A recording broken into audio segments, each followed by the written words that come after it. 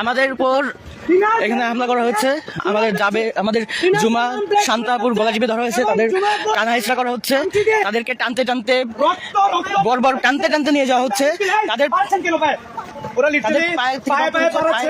vote দিয়ে পারাচ্ছে ওরা লিটারে